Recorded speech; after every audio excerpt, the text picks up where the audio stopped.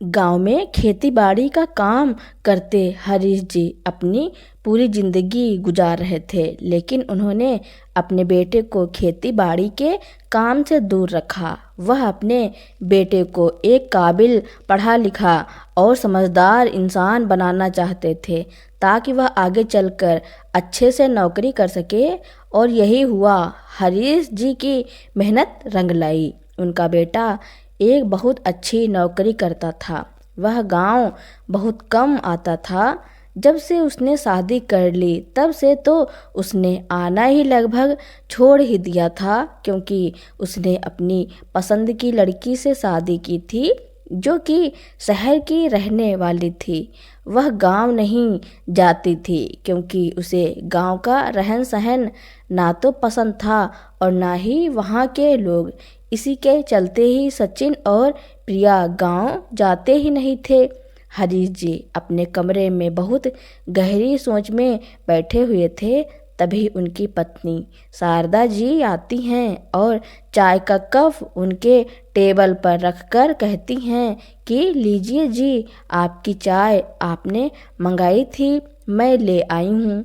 शारदा जी के कहने पर भी जब हरीश जी नहीं सुनते तो शारदा जी हरीश जी को दोबारा कहती हैं कि कहाँ खो गए हैं आप, क्या सोच रहे हैं। तभी उनका ध्यान टूटता है और वह अपनी पत्नी की तरफ चौंक कर देखते हैं और कहते हैं कि हाँ, क्या कहा तुमने। मैंने कहा मैं चाय लाई थी आपके लिए। कहाँ खोए हुए थे आप। कुछ नहीं, बस ऐसे ही सोच रहा था। जब सचिन की नौकरी लग गई थी तो शहर में घर इसलिए बनाया था कि हम भी बेटे बहू के साथ ही रहेंगे।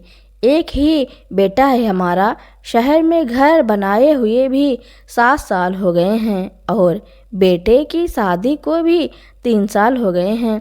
पोता भी अब तो 2 साल का होने वाला है, लेकिन अभी तक हम उनके पास नहीं जा सके। बस अब मेरा दिल नहीं लगता यहाँ पर बेटे और पोते के बिना। अब तो बस बच्चों के साथ रहेंगे। और कितने दिन की जिंदगी बची है हमारी, यह भी हम अकेले रहकर गुजार रहे हैं। हरीश जी बहुत उदास होकर कहने लगे, आप सही कह रहे हैं जी, मेरा भी अब दिल नहीं लगता है बच्चों के बिना। अब तो बस बच्चों के पास ही जाकर रहेंगे। शारदा जी भी उदास होकर कहने लगी, मैंने सारा इंतजाम कर लिया है। जमीन को बटाई की भी बात हो गई है। मैं साल में 1-2 बार चक्कर लगाया करूँगा और बाकी फ़ोन पर बात हो जाया करेगी। घर की देखभाल मोहन कर लिया करेगा। हरीश जी ने सारा हिसाब किताब अपनी पत्नी को अच्छी तरह समझा कर कहा, ठीक है जी, जैसा आप ठीक समझें ऐसा ही करो। शारदा जी ने हाँ में हाँ मिलाते हुए कहा, तुम जाने की तैयारी शुरू कर दो और 15 दिनों में हम सारा काम निपटा कर बेटे बहू के पास चले जाएंगे। हरीश जी खुश होकर कहा, ठीक है जी, जीविका जी भी आने वाली है। मैं उसको मना कर दूंगी कि यहाँ ना आए। शहर वाले घर में भाई के यहाँ ही आ जाए, क्योंकि हम भी वहीं जा रहे हैं। शारदा जी ने बेटी के बारे में सोचकर कहा, ठीक है, तुम जीविका से बात कर लेना। हरीश जी ने कहा, ठीक है, मैं आज ही उसे फ़ोन कर देती हूँ। यह कहकर शारदा जी कमरे से बाहर निकल आईं। शारदा जी अपनी पैकिंग में लग गईं और हरीश जी अपने बाकी के काम में निपटाने में लग गए। 15 दिनों में सारा काम निपट गया और दोनों पति पत्नी बेटे के पास जाने के लिए सुबह सवेरे ही अपनी गाड़ी से शहर की ओर निकल पड़ते हैं। उन्होंने अभी अपने बेटे को अपने आने की खबर नहीं दी थी। वह अपने बेटे बहू को सरप्राइज़ देना चाहते थे, इसलिए बिना बताए गए थे। सुबह के समय जब वह डोर बेल बजाते हैं तो उनका बेटा बाहर आता है और माँ पिताजी को देखकर चौंक पड़ता है। बेटा अपने माँ पिताजी को देखकर बहुत खुश हो जाता है। बेटा। माँ पिताजी के पैर छूता है और दोनों को अंदर लेकर जाता है। सचिन की पत्नी प्रिया अभी तक सो रही थी। सचिन माँ पिताजी को कमरे में बिठाकर वह अपनी पत्नी के पास जाता है और उसे उठाता है। कहता है कि माँ पिताजी आए हैं, प्रिया जल्दी से उठ जाओ। नींद में अचानक जब उसे पता चलता है कि उसके सास और ससुर आए हैं तो वह एकदम से उठ बैठती है और घबरा जाती है, क्योंकि उसने कपड़े भी ठीक से नहीं पहने हुए हैं। उसने लोबर और शर्ट पहने होता है।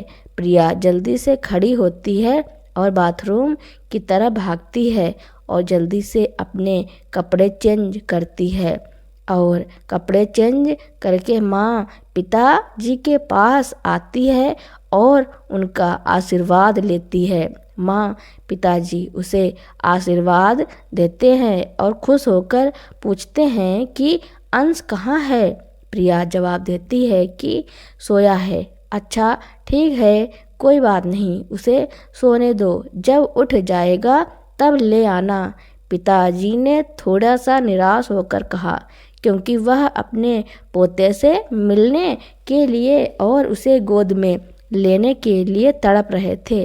प्रिया किचन में आ जाती है और नाश्ता तैयार करने लगती है। तभी जीविका भी अपने दोनों बच्चों और पति के साथ अपनी गाड़ी से वहां आ जाती है।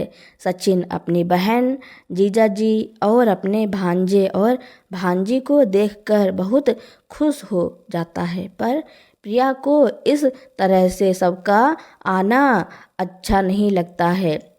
फिर भी वह सबके लिए नाश्ता तैयार करती है। संडे का दिन होता है और सचिन की भी उस दिन छुट्टी होती है, तो सचिन सबके आने से बहुत खुश था और वह माँ बाबू जी के साथ खूब बातें करता है। इधर नाश्ते से निपटकर घर की साफ सफाई शुरू हो जाती है। साफ सफाई से निपटते ही दोपहर के खाने की तैयारी शुरू हो जाती है। खाना बनाने में जीविका भी अपनी भाभी प्रिया का हाथ बटाती है और शारदा जी भी छोटे मोटे कामों में दोनों का हाथ बटा देती हैं। दोपहर के खाने से निपटकर प्रिया और जीविका दोनों मिलकर बर्तन धोती हैं और उसके बाद फिर 4 बज जाते हैं और 4 बजे की चाय के साथ समोसे बनते हैं। फिर रात का खाना शुरू हो जाता है। इसी तरह पूरा दिन खाना बनाने और बाकी कामों में निकल जाता है। वैसे भी हम भारतीयों को तो बस मौका मिलना चाहिए खाने पीने का। मौका मिलते ही शुरू हो जाते हैं। जब घर में कोई मेहमान आता है तो पूरे दिन बस खाना बनाने में ही निकल जाता है। मेहमान आने पर मानो त्योहार बन जाता है। घर में बरकत ही बरकत बरसने लगती है। इसी तरह प्रिया के साथ भी हुआ। पूरा दिन उसका खाना बनाना, खिलाना, इन सब चीज़ों में निकल गया। यह पहली बार हुआ था कि सास ससुर और ननद इकट्ठे आए थे। एक दिन में ही प्रिया घबरा गई। जीविका और उसका पति और बच्चे तो अगले दिन चले जाते हैं और सास ससुर वहीं रह जाते हैं।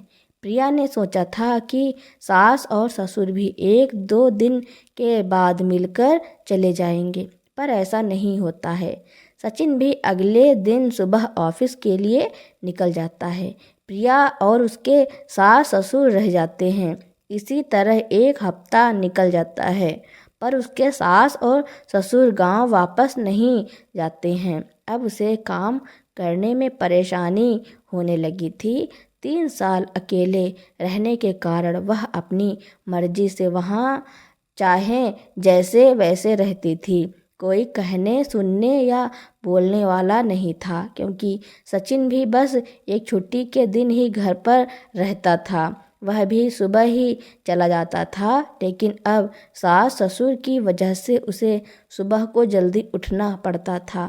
सुबह का नाश्ता बनाने में भी उसे बहुत परेशानी होती थी। वह नाश्ता बनाते हुए बड़बड़ाती रहती थी कि पता नहीं और कितने दिन रहेंगे। एक तो अचानक धमक पड़े, ऊपर से अब जाने का नाम ही नहीं ले रहे हैं। कब जाएंगे, कुछ बताया भी नहीं। मैं तो थक गई हूँ खाना और नाश्ता बनाते बनाते। इन लोगों को जी हुजूरी करते करते आज सचिन ऑफिस से आ जाए तो मैं बात करती हूँ और पूछती हूँ कि माँ पिताजी कब वापस जा रहे हैं गांव। शाम को जब सचिन ऑफिस से घर आता है तो प्रिया उससे पूछती है कि माँ पिताजी गांव वापस कब जा रहे हैं। सचिन कहता है कि क्यों, क्या बात है? कुछ नहीं, बस ऐसे ही पूछ रही थी। प्रिया नजरें चुराकर कहती है, उन्हें जब जाना होगा तब चले जाएंगे, उनका अपना घर है, तुम्हें क्या दिक्कत है? सचिन थोड़ा गुस्सा होकर कहता है। तब प्रिया कहती है कि ठीक है, इसी तरह 2 महीने हो जाते हैं माँ, पिताजी गांव वापस नहीं जाते हैं। अब तो प्रिया से बिल्कुल भी बर्दाश्त नहीं हो रहा था। वह काम करते करते थक गई थी। काम करती तो बड़बड़ाती रहती थी, जबकि शारदा जी भी उसके काम में हाथ बटा दिया करती थी। जब प्रिया काम करती थी, अंश को भी दादा दादी ही संभालते थे। किचन के बहुत सारे काम शारदा जी कर दिया करती थी। बर्तन धो दिया करती थी, किचन की सफाई कर दिया करती थी, किचन की सेटिंग कर दिया करती थी। अचार मुरब्बा डाल दिए थे, कई तरह के पापड़ बना दिए थे, बहुत सारा मिर्ची धनिया सुखाकर मिक्सी में पीस कर रख दिया था। किचन को पूरी तरह से बदल कर रख दिया था। सब्जी काट देती थी, पानी भर देती थी, पानी की बोतल भरकर फ्रिज में रख देती थी। घर का आधे से ज़्यादा काम शारदा जी ही देख रही थी। फिर भी प्रिया को अपने सास ससुर के वहाँ रहने से बहुत ज़्यादा परेशानी हो रही थी, क्योंकि उसे अकेले रहने की आदत पड़ गई थी और सास ससुर के रहने से उसकी आज़ादी में बाधा पड़ रही थी। जब रात को सचिन ऑफिस से वापस आता है तब उससे कहती है कि मैं अब और ऐसे नहीं रह सकती, या तो तुम माँ बाबूजी को गांव भेज दो या मैं अपने घर मायके चली जाऊंगी, और अगर मैं अपने घर चली गई तो मैं तुम्हारे ऊपर घरेलू हिंसा का केस कर दूंगी। यह सुनकर सचिन के पैरों तले जमीन निकल जाती है। उसे अपने कानों पर विश्वास नहीं होता है। उसने कभी ऐसा सोचा नहीं था कि प्रिया ऐसा भी सोच सकती है। तुम्हारा दिमाग खराब हो गया है, या तुम कैसी बातें कर रही हो? सचिन गुस्सा होकर कहता है, तुमने जो भी सुना है सही सुना है। मैं तुम्हारे माँ पिताजी को अब और बर्दाश्त नहीं कर सकती। मुझे अकेले रहना है। मुझे तुम्हारे माँ पिताजी के साथ नहीं रहना है। मुझे अपनी आज़ादी प्यारी है। तुम्हारे माँ पिताजी के आने से मैं एक बंधन में बंध गई हूँ। मैं अपनी आज़ादी से कुछ भी नहीं कर पा रही हूँ। मैं ऐसी ज़िंदगी नहीं जीना चाहती। फैसला तुम्हारे हाथों में है, या तो उन्हें वापस गांव भेज दो या मैं मायके चली जाऊंगी यहाँ से। प्रिया गुस्से में कहती है और बेड पर अपना मुंह सचिन की तरफ से मोड़कर लेट जाती है। प्रिया की बातें सुनकर सचिन का दिमाग फटने को जाता है। उसके दिमाग में बहुत ज़्यादा टेंशन हो जाती है। उसे यकीन ही नहीं हो रहा था कि प्रिया भी ऐसी बात कर सकती है।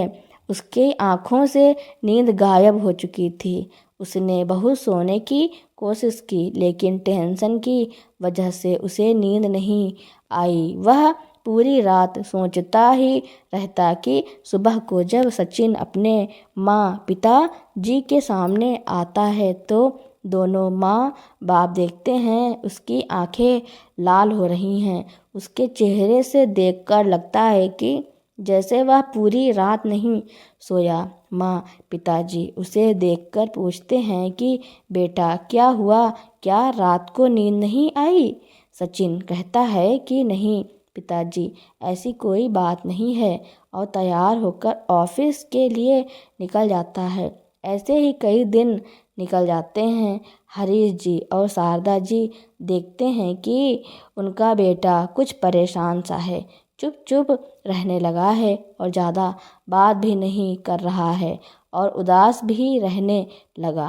और उधर बहू भी चुप चुप सी है, वह भी ज़्यादा बात नहीं कर रही और काम करते ही फौरन अपने कमरे में चली जाती है। वह दोनों पति पत्नी गुस्सा होने लगते हैं। ज़रूर कोई बात है जो सचिन और प्रिया हमसे छुपा रहे हैं। मुझे लगता है कि कोई बात ज़रूर है जिसकी वजह से सचिन और प्रिया चुप चुप हैं।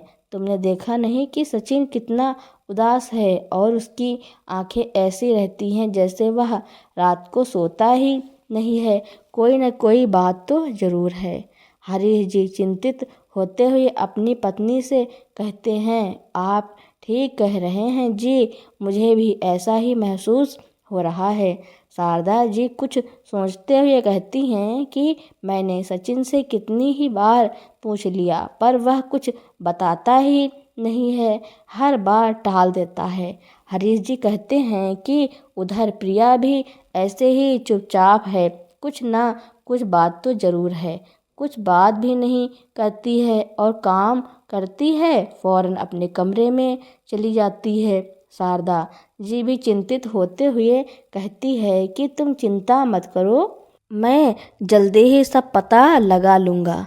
हरीश जी शारदा जी को दिलासा देते हुए कहते हैं, ठीक है जी, जल्दी पता करो कि आखिर बात क्या है, मेरा तो दिल घबरा रहा है। शारदा जी घबरा कर कहती हैं, अरे इसमें घबराने वाली क्या बात है, तुम चिंता मत करो, मैं सब पता लगा लूँगा। हरीश जी अपनी पत्नी के हाथ पर हाथ रख कर कहते हैं, ठीक है जी, जैसा आप कह रहे हैं वैसे भी आपके होते हुए मुझे चिंता करने की कोई ज़रूरत ही नहीं है। मैं बाहर जाकर देखती हूँ कि क्या हो रहा है।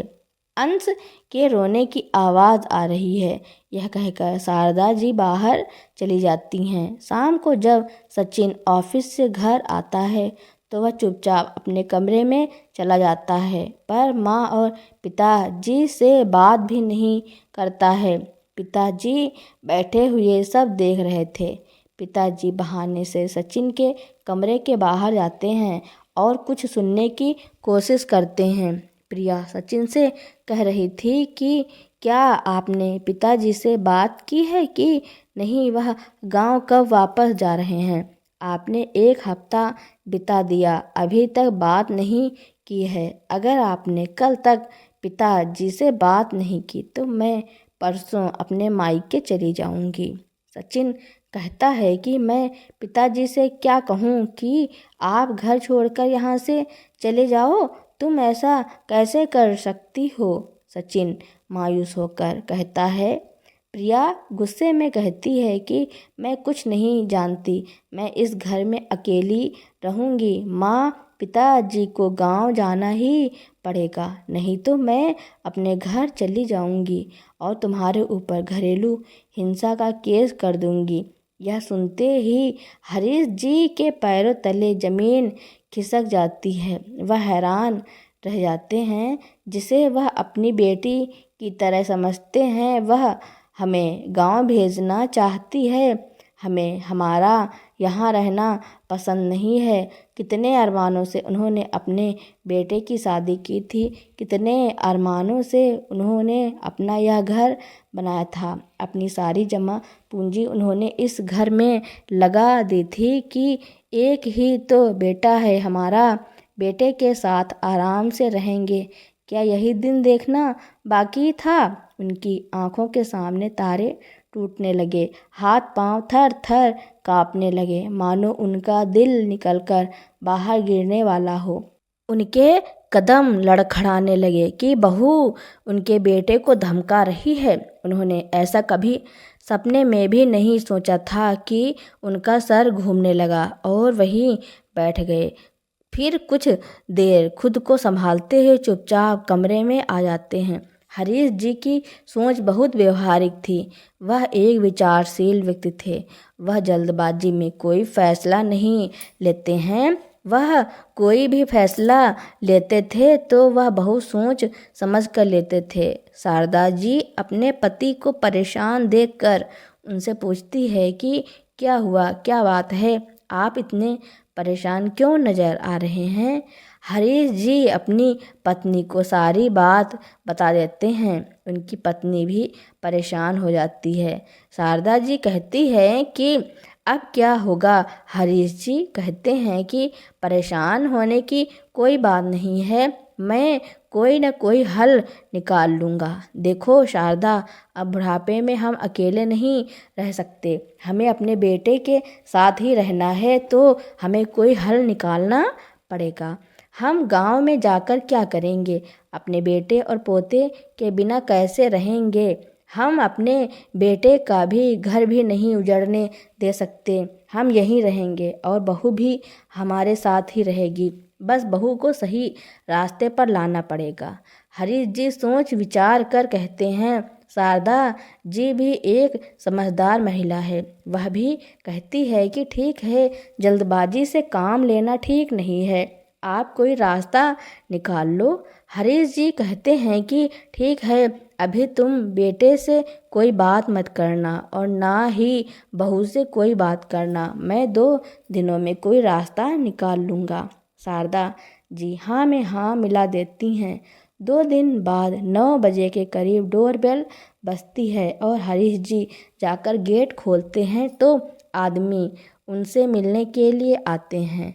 हरीश जी उन्हें पूरा घर दिखाते हैं और घर देखने के बाद वह लोग हरीश जी से कुछ बात करने के बाद चले जाते हैं। बेटा ऑफिस गया हुआ होता है। जब रात को सचिन ऑफिस से घर आता है तब प्रिया उसे बताती है कि आज कोई 2 आदमी घर आए थे और पिताजी ने उन्हें पूरा घर दिखाया है। सचिन सोचता है कि पिताजी से कोई मिलने आए होंगे। अगले दिन सुबह रविवार का दिन होता है। पिताजी सचिन से कहते हैं कि जल्दी से तैयार हो जाओ, मुझे तुम्हें कुछ दिखा कर लाना है। सचिन पूछता है कि क्या दिखा कर लाना है पिताजी। हरीश जी कहते हैं यह अभी एक सरप्राइज है, तो वहीं जाकर पता चलेगा, जल्दी से तैयार हो जाओ और प्रिया से भी कहो कि वह भी तैयार हो जाए, हमें अभी निकलना है। सचिन और प्रिया दोनों तैयार होकर पिताजी के साथ चले जाते हैं। अंश दादी के पास ही रुक जाता है क्योंकि अंश ज़्यादातर दादी के पास ही रहता था और दादी के पास ही सोता था। तो दादी कहती हैं कि तुम लोग होकर आओ, अंश मेरे पास ही रहेगा। तो प्रिया उसे दादी के पास छोड़कर चली जाती है। हरीश जी दोनों को अपनी गाड़ी में बिठाकर एक जगह ले जाते हैं। बड़ी अजीब सी जगह थी, बड़ी भीड़ भाड़ वाला इलाका था, बहुत ज़्यादा शोर वाली जगह थी। हरीश जी अपनी गाड़ी एक पार्किंग की जगह पार कर देते हैं और उन दोनों को आगे पैदल लेकर जाते हैं। काफ़ी दूर चलने के बाद एक 5 मंजिल की एक इमारत आती है, वह उन दोनों को लेकर ऊपर चले जाते हैं। चौथी मंजिल पर पहुंचकर एक कमरे का दरवाज़ा खोलते हैं। उन दोनों को अंदर लाकर हरीश जी कहते हैं कि बेटा यह तुम्हारा नया घर है और आज से तुम दोनों यहीं रहोगे। यह इस कमरे की चाबी है, टॉयलेट, बाथरूम, किचन सबका इंतज़ाम है। मैंने 1 महीने का किराया दे दिया है, आगे का किराया तुम खुद दोगे। जितनी तुम्हारी सैलरी है उतने में तुम यह घर ही अफोर्ड कर सकते हो। इतना सुनते ही सचिन और प्रिया दोनों को बड़ा झटका लगता है। दोनों चौंक जाते हैं और कहते हैं कि आप क्या कह रहे हैं पिताजी, हम इस घर में क्यों रहेंगे, हमारा तो अपना बड़ा घर है। बेटा वह घर तुम्हारा नहीं हमारा है, हमारी मेहनत का आशियाना है और उस घर की डील हो गई है, हम बेचकर गांव जा रहे हैं। अब यह घर है तुम्हारा, इसमें आराम से रहो, खाओ पियो और अकेले ज़िंदगी जीवन बसर करो। प्रिया बेटी तुम्हें हमारे साथ रहना पसंद नहीं है ना, तो मत रहो। यह रहा तुम्हारा पति, हमारा बेटा, हमने तुम्हें दिया, अब तुम चैन से जिंदगी गुजारो, पिताजी ने चीखते हुए कहा और वहाँ से चले जाते हैं। यह सब तुम्हारा किया धरा है। पिताजी ने शायद हमारी बातें सुन ली। अब रहो इस नरक में, सचिन ने गुस्सा होकर कहा। हाँ हाँ, रह लेंगे इस नरक में। उन बुढ़े बुढ़ी के साथ रहने से तो बेहतर है इस नरक में अकेले रह लेंगे, प्रिया तमकते हुए कहा। यहाँ तो बहुत गंदगी है सचिन। प्रिया ने टॉयलेट देखा तो चिल्लाते हुए कहा। कोई नहीं, तुम साफ कर दो। तुम किस लिए हो, सचिन ने चिढ़ाते हुए कहा। और इसी बात को लेकर दोनों में झगड़ा हो जाता है। पूरा दिन झगड़े के बिना खाए पिए निकल जाता है। अब रात का वक्त है, मच्छर भी भिनभिना रहे थे। घुटन और गर्मी इतनी कि कुकर में खाना भी बन जाए। प्रिया छत की तरफ देखते देखते सोचती है कि कहाँ वह आलीशान बड़ा लॉन वाला खुला खुला घर, और कहाँ यह माचिस का डिब्बा, कहाँ वह शांत साफ सुथरा वातावरण, और कहाँ यह गंदगी भरी भीड़ भाड़ वाला इलाका। यहाँ हम कैसे रहेंगे। मैं अगर सचिन की कमाई से आधा बचाकर भी पूरी जिंदगी जोड़ती रही तब भी एक घर नहीं बना पाऊंगी। और अंश के भविष्य का क्या होगा। सचिन की कमाई में तो हम सिर्फ खाना पीना ही खा सकते हैं। अंश का भविष्य तो बर्बाद ही हो जाएगा। तभी एक मच्छर प्रिया के गाल पर काट लेता है। आउच मम्मी, प्रिया रोने लगती है। सचिन आराम से सोया रहता है। प्रिया सचिन को मारने लगती है।